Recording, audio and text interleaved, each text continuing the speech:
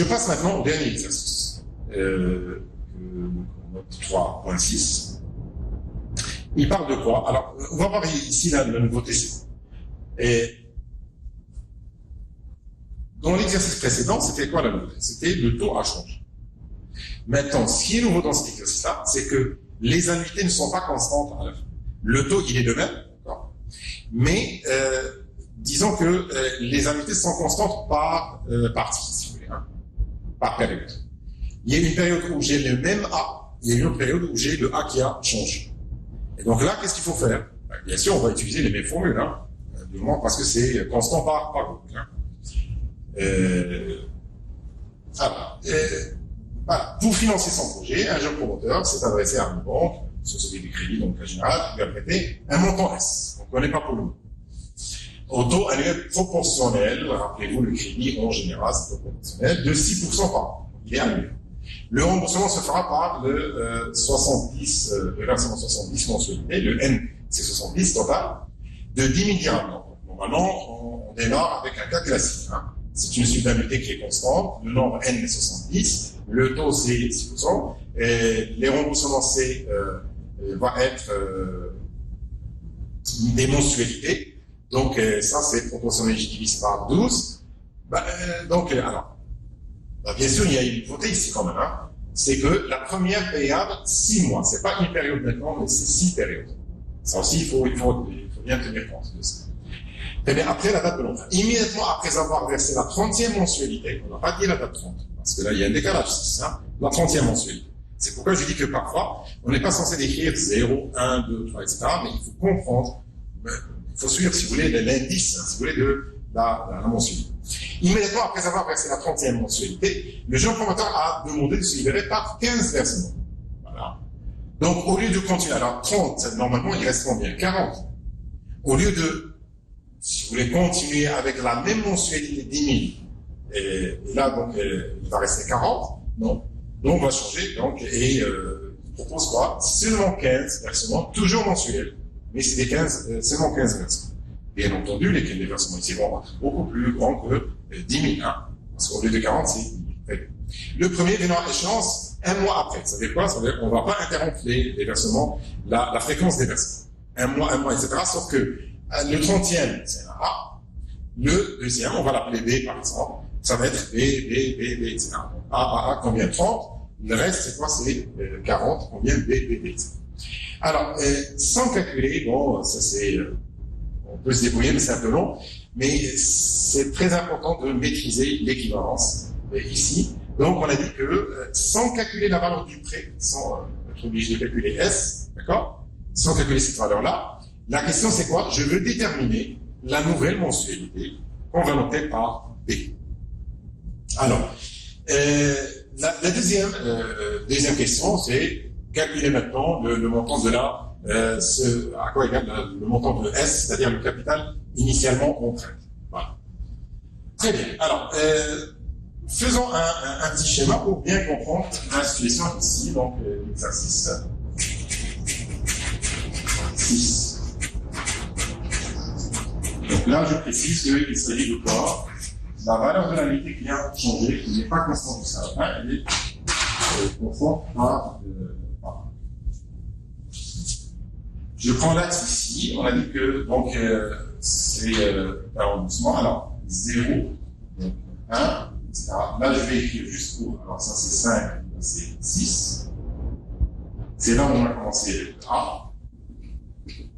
Etc.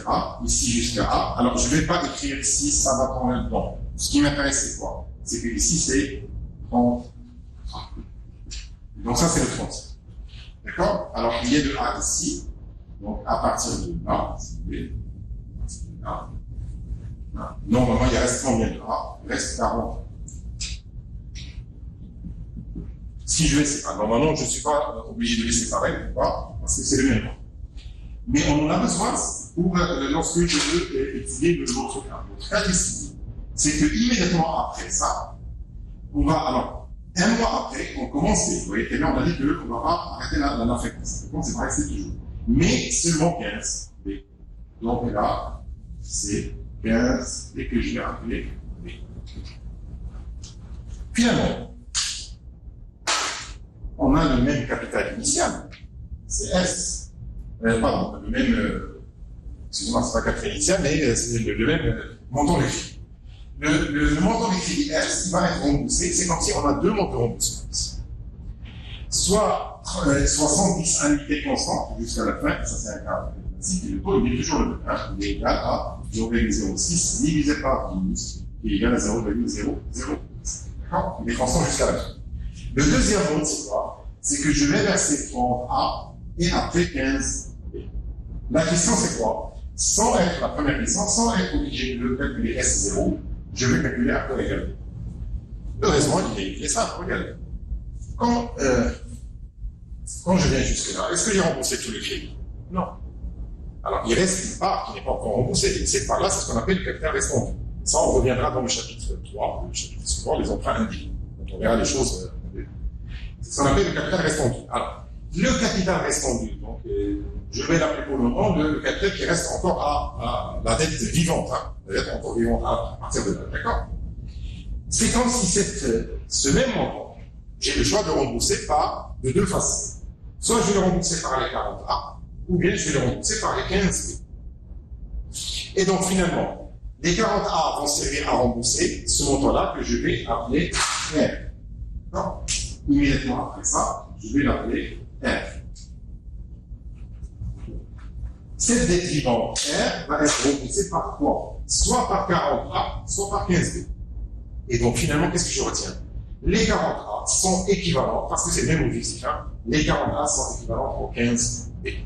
Voilà l'idée principale, si vous voulez, de cette première question. Donc voilà. Alors, immédiatement après le 30e, donc là, je récapitule ce qu'on a vu, le jeune promoteur est encore redevable à la banque d'un montant R. Donc R, il est quoi? Il est équivalent à 40A. Il peut être remboursé comme il peut être remboursé par les 15B. C'est ce que j'ai bien expliqué. D'accord? Donc finalement, les 15B sont équivalents aux 40A. Et c'est ça la clé, si vous voulez, des choses, c'est qui va nous permettre de résoudre le problème. Donc à la date, bien sûr, là, quand j'ai l'équivalence, je dois choisir une date. Hein. Rappelez-vous que la meilleure façon, on avait dit que quoi? Une période avant le premier versement. Hein, quand il s'agit de V0. Alors, une période avant, donc, c'est là, une période avant, j'ai V0F pour les 15B et j'ai aussi V0F pour les 40A. Donc, il suffit de faire un raisonnement sur l'axe. Ici, on a déjà passé. Et donc, vous obtenez cette formule-là. Bien sûr, je connais tout sauf B. Donc, B égale, là, il y a simplification parce que c'est le même taux. Il y a simplification, donc, égal à ça. Et je trouve que B, en fait, c'est 25 000. 25 000 au lieu de quoi? Au lieu de 10 000. C'est tout à fait normal. Je suis passé de 40 annuités de 10 000 dirhams à seulement 15. Donc, bien sûr, la balance va être vraiment plus grande. Et voilà, on a trouvé exactement 25 090,64. Bien, c'est ça, si vous voulez, la question la plus délicate. Alors, le reste c'est pas très difficile. Pourquoi? Parce que j'ai le choix maintenant, si je veux calculer les S, j'ai le choix entre quoi? C'est comme si on a dit qu'on a deux modes. Bien sûr, je vais choisir le plus simple. Le plus simple, c'est quoi? C'est le premier. Hein? Où on n'a pas coupé si vous voulez, le montant, si vous voulez, de la mensualité de remboursement. Très bien. Alors, S est équivalent à 70A. On est équivalent à la date 5. Là, il faut faire attention aussi. Donc, je reviens à mon tableau ici. Je vais, pourquoi la date 5? J'espère que maintenant, pour vous, c'est bien facile. Quand je vais calculer la valeur de l'actualisation, c'est beaucoup plus simple de le faire quoi? Une période avant le premier versement. Donc, la date 5 ici, il est les avant. Quand je fais la date 5, ici, donc S, le S, je vais le capitaliser ici. Les annuités, je fais le ici. Donc, S facteur de 1 plus I à la puissance combien? 5, période. Parce que je laisse une ou pas? Je la laisse. Pourquoi V0F? Parce que c'est la première période, le premier versement, il est à la fin. Donc, c'est V0. Et donc, j'obtiens, voilà, j'en viens à ça maintenant, j'obtiens cette formule-là. S fois 1 plus I à la puissance 5 égale à 10 000 fois, donc ça c'est V0F. Un calcul simple me donne que c'est 574 877,4. Ce que je retiens de ça aussi, c'est la chose suivante. À mi-chemin, si vous voulez, on a changé la mensualité. Et donc dire que, puisque le début, c'est comme si on a 2 mois de remboursement, mais il y a une partie qui est commune, je ne prends pas ça en considération, je dis que le reste, là où ça commence à continuer ça a continué à changer, c'est là où je dis que le reste va être remboursé par soit ça, soit ça.